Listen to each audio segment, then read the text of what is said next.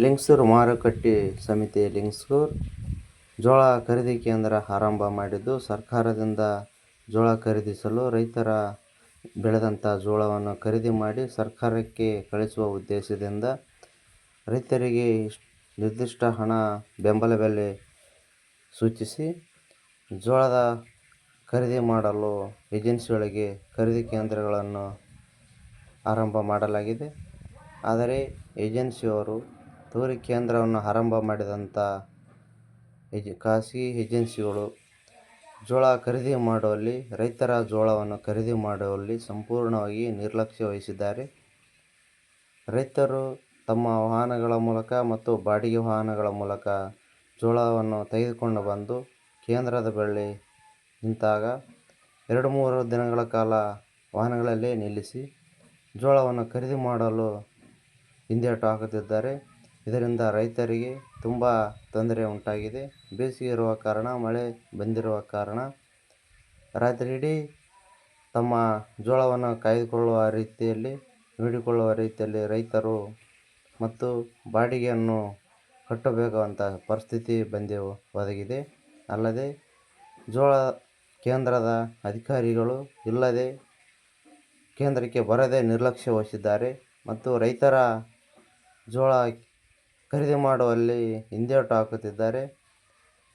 ಈಗಾಗಲೇ ಆನ್ಲೈನ್ ಮೂಲಕ ರೈತರು ರಿಜಿಸ್ಟ್ರೇಷನ್ ಮಾಡಿಸಿ ಜೋಳದ ಖರೀದಿ ಸರ್ಕಾರಕ್ಕೆ ಕೊಡಲು ರಿಜಿಸ್ಟ್ರೇಷನ್ ಮಾಡಲಾಗಿದೆ. ಸೀರಿಯಲ್ ನಂಬರ್ ಮೂಲಕ ರೈತರ ಜೋಳವನ್ನು ಖರೀದಿ ಮಾಡಬೇಕಿರುವಂಥ ಕೇಂದ್ರದ ಅಧಿಕಾರಿಗಳು ಬೇಕಾಬಿಟ್ಟಿ ದುಡ್ಡು ಕೊಟ್ಟವರಿಗೆ ಜೋಳವನ್ನು ಖರೀದಿ ಮಾಡಲಾಗುತ್ತದೆ ಎಂಬ ರೈತರ ಅಪವಾದವಾಗಿದೆ. ಅಲ್ಲದೆ ಗೋದಾಮಿನಲ್ಲಿ ಕಾಲಿದ್ದರೂ ಕೂಡ ರೈತರ ಜೋಳವನ್ನು ಖರೀದಿ ಮಾಡುತ್ತಿಲ್ಲ. ಯಾರು ಖರೀದಿ ಕೇಂದ್ರದ ಅಧಿಕಾರಿಗಳಿಗೆ ದುಡ್ಡು ನೀಡುತ್ತಾರೋ, ಕಮಿಷನ್ ನೀಡುತ್ತಾರೋ ಅಂಥವರಿಗೆ ಬೇಗನೆ ರೈತರ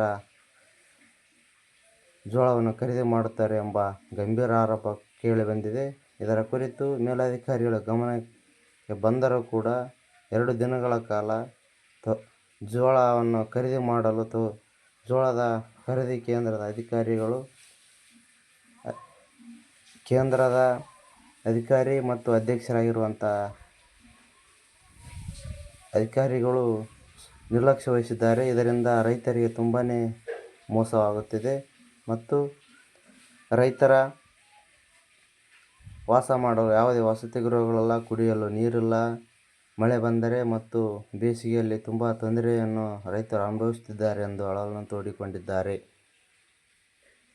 3 ದಿವಸದಿಂದ ಇಲ್ಲೇ ಬಸ್ತಿದ್ದೀವಿ ರೀ. ಬಸ್ತಿದ್ರೆ ನಮ್ಗೇನು ಇದು ಗಾಡಿ ಖಾಲಿ ಮಾಡೋವಲ್ರಿ.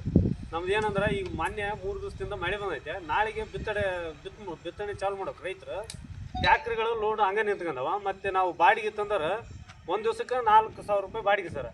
ಅಂದ್ರೆ ಈಗ 3 ದಿವಸಕ್ಕೆ 4,000 ಅಂದ್ರೆ 12,000 ಆಯ್ತು ರೀ ಸರ್. ಈಗ ಇವತ್ತೂ ಗಾಡಿ ಖಾಲಿ ಆಗಲ್ಲ ಅಂತಾರೆ. ಹಿಂಗಾಗಿ ಸಮಸ್ಯೆ ಆಗಕೈತಿ ಸರ್ ನಮ್ಗೆ. ಅವರೆಲ್ಲ ಎ ಸಿ ಸಾಬ್ರು ಕೂಡ ಮಾತಾಡಿದ್ವಿ. ಎ ಸಿ ಸಾಬ್ರು ಮಾತಾಡ್ತಂದ್ರೆ ಅಧ್ಯಕ್ಷರು ಮಾತಾಡಿದ್ರು. ಒಟ್ಟು ಮುಂಜಾನೆ ರೆಸ್ಪಾನ್ಸ್ ಇಲ್ಲ. ಮುಂಜಾನೆ 3 ಗಾಡಿ ಖಾಲಿ ಆಗ್ಯಾವ್ರಿ. ಇದು 3,000 ಕ್ವಿಂಟಲ್ ಹಿಡಿತೆ ಗೋಡನ್ ಅಂತ ಹೇಳ್ತಾರೆ ಸರ್. ಆ ಗೋಡನ್ ಏನು ಮಾಡಿರಿ ಸರ, ಇವರು ತೆಳಗಡೆ ಅಷ್ಟೇ ಅಮಲ್ ಏನು ಮಾಡ್ತಾರೆ, ಚೀಲ ಸೀದಾ ಹೇಳ್ತಾರೆ ಬಿಡ್ತಾರೆ. ಅದು ನಿಟ್ ಮಾಡಿದ್ರೆ ಇವಷ್ಟು ರೈತರ ಮಾಲ್ ಒಳಗೆ ಹೋಗ್ತಾರೆ ಸರ. ಆದ್ರೆ ಮಾಡೋವಲ್ರಿ. ಅಂದ್ರೇನು, ರೈತರು ರೊಕ್ಕ ಕೊಟ್ರಪ್ಪ ಅಂತಂದ್ರೆ 2,000 ರೂಪಾಯಿ ಕೊಟ್ರೆ ಒಂದು ಗಾಡಿ ಆಟೋಮೆಟಿಕ್ ಖಾಲಿ ಮಾಡಿ ಕಳಿಸ್ತಾರೆ ಸರ. ಮತ್ತು ಇದು 30 ರೂಪಾಯಿ ಇದೈತ್ರಿ ಸರ್. ಒಂದು ಕ್ವಿಂಟಲಿಗೆ 60 ರೂಪಾಯಿ ತಗೊಳಕೈತಾರೆ ಸರ್. ಅಂದ್ರೆ ನಾವು ಕೇಳಿದ್ರೆ ಏನಂತಾರ, ಇಲ್ಲ ನಾವು ಸಾಣಿಗೆ ಹಾಕಲ್ಲ, ಹಂಗಾಗಿ ಅದಕ್ಕೆ ತಗೊಂತೀವಿ, ಅಲ್ಲಿ ಕೊಡಬೇಕು, ಅವ್ರಿಗೆ ಕೊಡಬೇಕು, ಇವ್ರಿಗೆ ಕೊಡ್ಬೇಕು ಅಂತ ಇದು ಹೇಳ್ತಾರೆ ಸರ್. ಏನು ಹೇಳಿ ಲಾಸ್ಟ್ ನಾವೇನಂತೀವಿ ರೀ ಸರ್, ಅಧ್ಯಕ್ಷರಿಗೆ ಹೇಳಕತ್ತೀವಿ ಅಂದ್ರೆ ತೆಳಗಿಳಿಸಿರಿ ಅಂತ ಕಾಟ ಮಾಡಿಕೇರಿ. ನಮ್ಮ ಮಾಲ್ ನಾವೇ ಕಾಯ್ತೀವಿ. ಬಟ್ ಲಾರಿ ಬಂದಾಗ ನಮ್ಗೆ ಲೋಡ್ ಮಾಡ್ಕೊಂಡು ಹೋಗ್ರಿ, ನಮಗೆ ಬಾಡಿಗೆ ಆದ್ರೂ ಉಳಿತೆ ಅಂತ ನಾವು ಕೇಳಕತ್ತೀವಿ ಸರ್. ಆದ್ರೂ ಒಬ್ಬರು ಅಧಿಕಾರಿಗಳಾಗಲಿ ಯಾರಾಗಲಿ ನಮ್ಗೆ ಸ್ಪಂದನೆಯೇ ಕೊಡವಲ್ರಿ. ಹಂಗಾಗಿ ನಾವು ಇವರು ರಿಪೋರ್ಟರ್ನ ಇದು ಮಾಡಿದ್ದೀವಿ ಸರ್. ಈ ಅಧ್ಯಕ್ಷರು ಯಾರು? ಅವ್ರ ಹೆಸರು ಅಲ್ಲ, ಜೋರಿ ಕೇಂದ್ರದ ಅಧ್ಯಕ್ಷ ಇಲ್ಲ, ಜ್ವಾಳದ ಇದು ಟೆಂಡರ್ ತಗೊಂಡಿರೋ ಅವ್ರ ಅಧ್ಯಕ್ಷ. ಅವ್ರು ಏನಂತಾರೆ ಸರ, ಇವ್ರು ಲಾರಿ ಅವರು ಕಳಿಸೋವಲ್ರಿ ಲಾರಿ. ನಾವೇನು ಹೇಳಿದ್ರ ಸಮಸ್ಯೆ ನೀವು ಮಾತಾಡ್ರಂತ ನಂಬರ್ ಕೊಟ್ರಿ ಸರ್. ನಾವು ಅವ್ರಿಗೂ ಫೋನ್ ಹಚ್ಚಿದ್ವಿ, ಅವ್ರನ್ನೂ ರೆಸ್ಪಾನ್ಸ್ ಇಲ್ಲ ಸರ್. ಈಗಂದ್ರೆ ನಾವು ರೈತರು ಲಾರಿಯರ್ನ ಕರ್ಸು ಟ್ರಾನ್ಸ್ಪೋರ್ಟರ್ನ ಅಂದ್ರೆ ಟ್ರಾನ್ಸ್ಪೋರ್ಟ್ನವ್ರು ನಮ್ಮ ಮಾತು ಕೇಳ್ತಾರನ್ರಿ. ಅವ್ರು ತಾವು ಟೆಂಡರ್ ತೆಗೆದ್ರೆ ತಾವು ಏನೋ ರಿಕ್ವೆಸ್ಟ್ ಬೇರೆ ಗಾಡಿ ಅದನ್ನು ತರಿಸಿ ಅನ್ಲೋಡ್ ಮಾಡ್ಬೋದಾಗಿತ್ತು, ಆದ್ರೆ ಅನ್ಲೋಡ್ ಮಾಡಿಲ್ಲ ಸರ್. ಹಿಂಗಾಗಿ ನಮಗೆ ಭಾಳ ಕಷ್ಟ ಆಗೈತಿ. ರಾತ್ರಿ ಕರೆಂಟ್ ಇರಲ್ಲ ಸರ್, ಇಲ್ಲಿ ಮಕ್ಕಳಕ್ಕೂ ಜಾಗ ಇಲ್ಲ ನಮಗೆ. ನಾವು ಇದೇ ಗಾಡಿನ ಮಕ್ಕಬೇಕು ಸರ್, ಮತ್ತು ಕುಡಿಯೋಕೆ ನೀರಿಲ್ಲ. ಈಗ ನೀವು ನೋಡ್ಬೋದು ರಿಯಲ್ ಆಗಿ ಕೀಲಕ್ಕೆಂದು ಹೋಗ್ಯಾರ್ರಿ. ನೀರು ಕುಡಿಬೇಕಂದ್ರೆ ನಾವು 30-40 ರೂಪಾಯಿ ಕೊಟ್ಟು ಹೊರಗಿನಿಂದ ನೀರು ತಂದು ಕುಡಿಬೇಕು ಸರ್. ಇಷ್ಟೆಲ್ಲ ತೊಂದರೆ ಐತೆ ಸರ್. ನಮ್ಮ ತೊಂದರೆ ಯಾರು ಕೇಳೋದಿಲ್ಲ ಸರ್. ಮುಂಜಾನೆ 10-10:30ಗೆ ತೆಗೆದ್ತಾರೆ ಸರ್. ಎರಡನೇ ಗಾಡಿ ಲೋಡ್ ಮಾಡ್ಯಾರ ಸರ್. 2,000 ರೂಪಾಯಿ ಯಾರಿಂದ ತಂದಿದ್ದಾರೆ? ಇಲ್ಲಿ ಇನ್ನೊಬ್ಬರು ರೈತರಿಂದ ಸಿಗುತ್ತಾರೆ ಸರ್. ನಮ್ದು ಹೆಂಗಂದ್ರೆ ಬುಧವಾರ ದಿವಸ ಆ ಗಾಡಿ ಬಂದಿರ್ತಾರೆ, ಶನಿವಾರ ದಿವಸ ಖಾಲಿ ಆಗಿಲ್ಲ ಸರ್. ಅದು ಭಾನುವಾರ ಇರೋದ್ರಲ್ಲಿಂದ ಭಾನುವಾರ ನಾವು ಬರಲ್ಲ ಅಂತಂದ್ರಲ್ಲ, ಹಂಗಾಗಿ ನೀವು ಎಷ್ಟೊತ್ತಿದ್ರೆ ಖಾಲಿ ಮಾಡೋದು ನಮ್ಮ ಗಾಡಿ ನಾವು ಬಿತ್ತೋದೈತೆ ಅಂತ ಹೇಳಿದಾಗ 2,000 ರೂಪಾಯಿ ಕೊಟ್ಟರೆ ನಾವು ಖಾಲಿ ಮಾಡ್ತೀವಿ ಅಂತ ಕಳಿಸಿ 2,000 ರೂಪಾಯಿ ತಗೊಂಡು ಕಳಿಸಿ ಗಾಡಿ ಖಾಲಿ ಮಾಡಿದ್ರು ಸರ್. ಇನ್ನೂ ಒಂದು ಏನಂದ್ರೆ ಶನಿವಾರ ದಿವಸ ಒಂದು 30 ಚೀಲ ಇದ್ರ ಪಾಕಿಟ್ ಅದ್ರಾಗ ಹಂಗೆ ಇಳಿಸಿ ಹೋಗಿದ್ರು ಸರ್. ಅವರು ಇನ್ನೂವರೆಗೆ ಅದನ್ನು ಇದು ಕಾಟ ಮಾಡಲ್ಲ ಸರ್. ಕಾಟ ಮಾಡಾರ ಅವರಿಂದ ಮತ್ತೆ 700ರಿಂದ 800 ರೂಪಾಯಿ ಇಸ್ಕೊಂಡು ಕಳಿಸಿ ಈಗ ಇದು ಅದನ್ನ ಕಾಟ ಮಾಡ್ಕೊಂಡ್ರು ಸರ್. ಒಳಗಡೆ ಇಳಿಸ್ಕೊಂಡಿದ್ದು ಯಾವ ಊರ್ಲಿಂದ ಬಂದಿರಪ್ಪ ನೀವೆಲ್ಲ?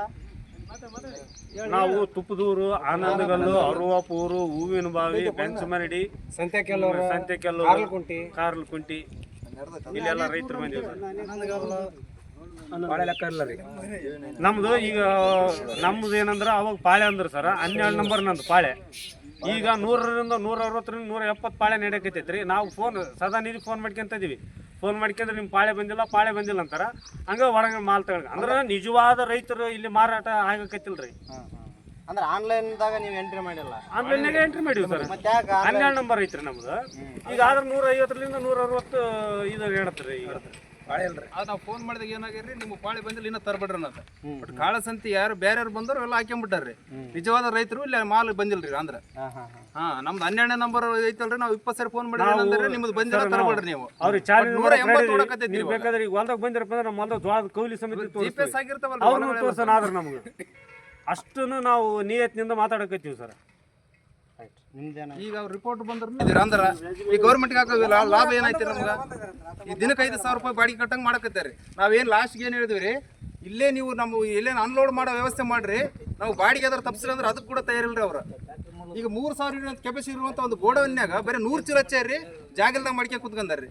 ಯಾಕೆ ಅಮಲ್ಗಳಿಗೆ ಸ್ನಿಟ್ ಹಚ್ಕೇಸಿ ತಗೋಬೋದಲ್ರಿ ರೈತರನ್ನ? ಈಗ 3 ದಿನ ಹೊರಗೆ ಮಳಿ ಚಳಿ ಅನ್ಲಾರ್ದ ರೈತರು ಬಿದ್ದೋಗ್ಯಾರ್ರಿ. ಅವ್ರ ಸಮಸ್ಯೆ ಕೇಳೋರು ಯಾರಿಲ್ರಿ.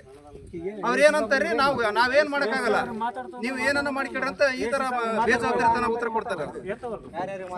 ಈಗ ಗ್ರೇಡರ್ ಇದ್ರಿ ಸರ್. ಈಗ ಆಮೇಲೆ AC ಸಾಹೇಬ್ರಿಗೆ ಹೋಗಿದ್ದೀವ್ರಿ, ಅವ್ರು ಮಾತಾಡ್ತು ಅಂತ ಹೇಳಿದ್ರಿ. ಆಮೇಲೆ ಅಧ್ಯಕ್ಷಗೂ ಮಾತಾಡಿವ್ರಿ.